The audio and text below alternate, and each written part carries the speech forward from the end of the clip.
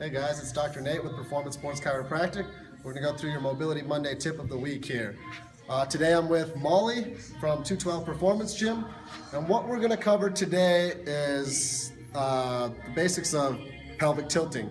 It's a term I've used in past videos, and we wanted to go through it today. I'm using Molly today because she's kind of someone that I've worked with in the past. She's a good example of someone that needs to work on some of the pelvic tilting exercises. The reason that we bring Molly, or that we want to use Molly as a model is because if you look at Molly from the side angle, and a lot of people have this problem, she has what we call hyperlordosis, meaning that she's got a little bit of an extra curve in her low back spine here, okay?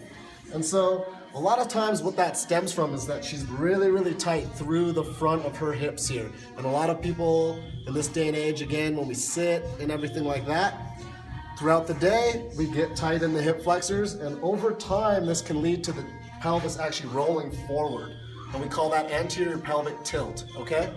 And so this little drill today is just gonna help correct and reverse the pelvis from tilting forward. So we're actually gonna try to tilt the pelvis backwards.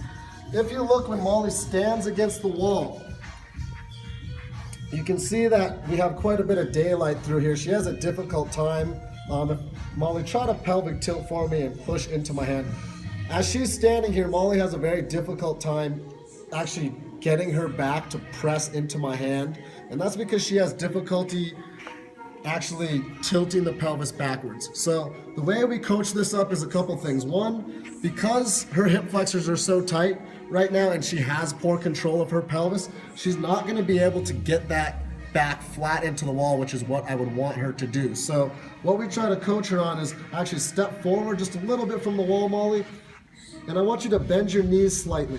When we bend the knees, and a lot of you are gonna have to do this to start with as you're practicing this maneuver, we're slacking out the hip flexor tension here a little bit, which is gonna allow us to easily go ahead and flatten. Now she can flatten her pelvis and control her pelvis better because the hip flexors are not so tight here. So now Molly, the way we're doing the pelvic tilt, she already has been coached up on how to do this, but the way that you want to feel is that you want to actually feel like your pelvis is rolling backwards. And it's counterintuitive to kind of do this maneuver because a lot of people think they need to crunch down the abdomen to get their pelvis to tilt, which actually does the opposite. So what you want to do is you want to stand, and I almost think of like if I had a string tied to your belt buckle area and I was going to pull forward, that is actually going to tilt the pelvis backward. And so controlling that lower abdomen here and some of your glutes is going to help tilt that pelvis backward, okay? So Molly, go ahead and try that for us one more time. A little bit of slack here. I put my hand back there, and at home, you can put your arms on your side here. At home, you can, if you're by yourself, you could put an arm behind your back just to test how much pressure you can get into the wall, because realistically, we're trying to get that spine flattened out into the wall here, and then we know that that pelvis is actually rotating backwards.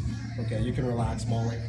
So that's the pelvic tilt exercise. This can also be done laying on your back on the floor.